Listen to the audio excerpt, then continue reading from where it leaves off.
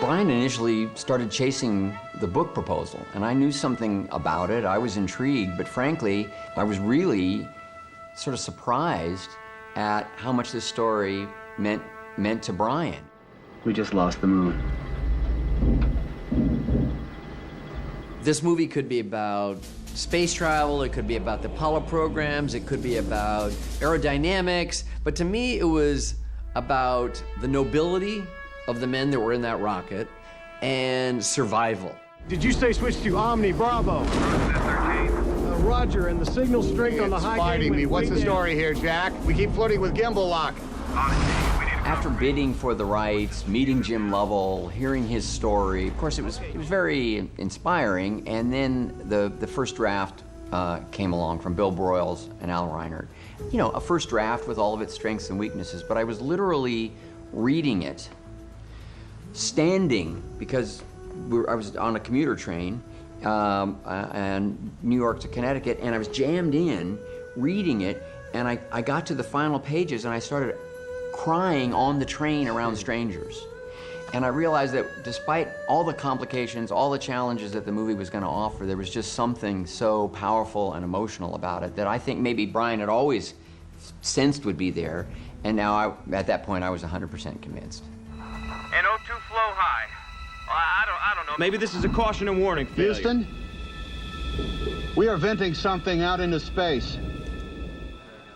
I think what makes the architecture of this movie work is that Ron figured out how to give it scope and a lot of empathy by really mining three worlds. And I mean, you should speak to the three worlds that you created that gave it that kind of scope. Well, I decided that it was a three-way communication at all times, and I tried to shoot it almost like it was a phone conversation. There's certain rules that you follow about screen directions and camera movement and things like that. There was Jim Lovell's family at home, listening to this little speaker, eventually going to NASA to try to keep this connection alive with her husband and this hope alive. Then there were the mission controllers, and of course, the astronauts. And so I tried to keep it, you know, moving constantly. And in fact, I shot the movie very long at first because I covered extensively all three of those arenas, those rooms. But I tried to cinematically give the feeling that in a way they were all in the same room. They were all in the same, you know, drama together. Okay, Houston, check me. I've completed these gimbal conversions, but I need a double check of the arithmetic. Yeah, you can go, Jim. When we were casting the movie, we just said, who does the planet want to save the most? We did Tom Hanks. So that became like an easy, like, let's try to go get Tom Hanks. But when we first cast Tom, I literally had peers, friends, who said, are you trying to put a little comedic spin on that? Yeah. Because it was before Philadelphia came out, before Forrest Gump came out. And I think people would have discounted the possibility, certainly of Tom Hanks, after all those comedies, being the man that we want to save and the great drama of Apollo 13. Good evening, America. When we first started shooting the movie, it had been, I don't know, 11 or 12 years or something from the last time I directed him, which was Splash. And of course, I realized what a great movie star he had become, but I didn't understand why. And we started rolling the camera, and I was watching his performances. I realized that there was another dimension to his talent. I could see our landing site. He would communicate as much without saying a word in particular moments as he had before when he was verbal, and I always thought of him as a very verbal actor. He still had that, but he had this other potent power. There was no doubt in terms of his acting ability, but he took it even to another level. Perhaps never in human history has the entire world been united by such a global drama. It was the first movie that I did that was inspired by real events. The fact that people knew the outcome of the movie was a little daunting, but I realized that if we just kept letting the audience know what the next crisis was, they'd begin to maybe lose sight of the overall outcome and instead begin to worry on a beat-for-beat level. And there's, you know, there's emotional power and suspense in that, too. You know, maybe they might live, but what will they be left with? What scars? And that's something I really learned from Apollo 13 that I've tried to carry over into other movies. Houston, we have a problem. We had acquired the rights to the book, I remember we were sitting in the conference room, and Jim Lovell, we were going to hear him tell more, because it was just a book proposal at that point. And we sat around for this riveting couple of hours, and he kind of casually said it, but he said, and that's the point when I said, you know, Houston, we have a problem. But he said it in a way that was, you could tell it was bringing him back to, I don't want to alarm people, but it's real. There's a crisis. And he was chilling. He was chilling then. We never lost an American in space. We're sure as hell not going to lose one on my watch.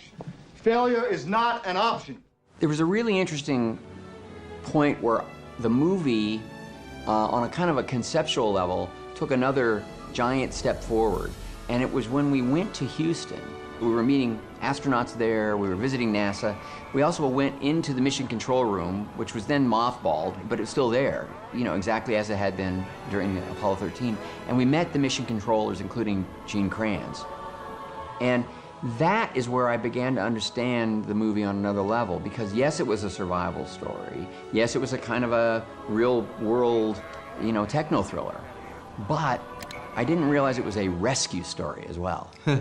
And that for the mission controllers, which at that point in the screenplay, they were kind of a faceless group, they described to me that these were brothers. They knew them. They'd lived with these people. One guy described to me, it was a little bit like being a MASH doctor a mile from the front lines, and they pull your best friend onto your table and you're the surgeon trying to save their life. And that's where I first heard the failure was not an option line. Gene Kranz said at that point we just felt failure was not an option. And so we noted that one, as we noted a lot of things, but more than anything was, for me, was this sense of, again, another level of nobility, because it was not only the courage of the astronauts inside the capsule, it was also, you know, this unbelievable effort by these engineers.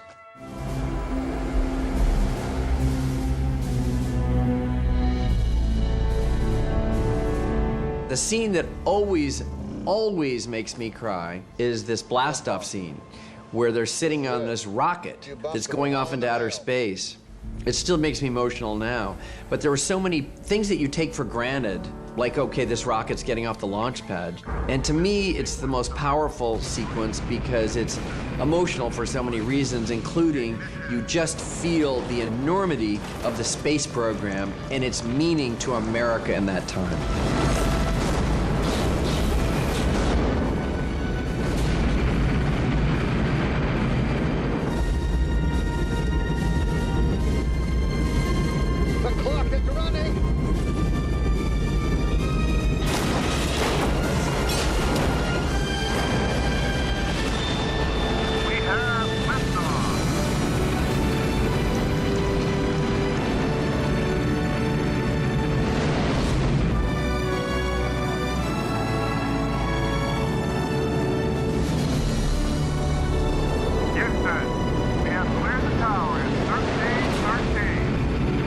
Okay, guys, we got it.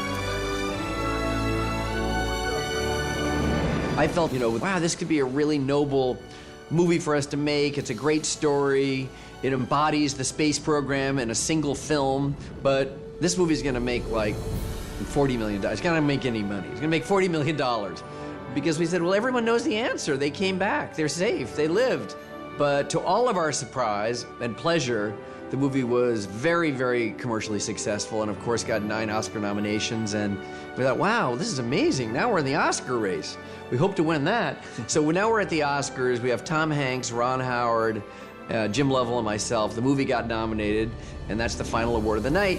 And I was sitting at the end row, and Sidney Poitier's got the envelope. He's opened the envelope, and I see an imperceptible B roll off of his lip. For some reason, I thought he was saying Brian and Apollo 13. I mean, I projected that. I stood to get up and get the Oscar, and they said Braveheart. And then I sit down, I'm totally embarrassed, and Jim Lovell reached over Ron and grabbed my wrist and said, I never made it to the moon either.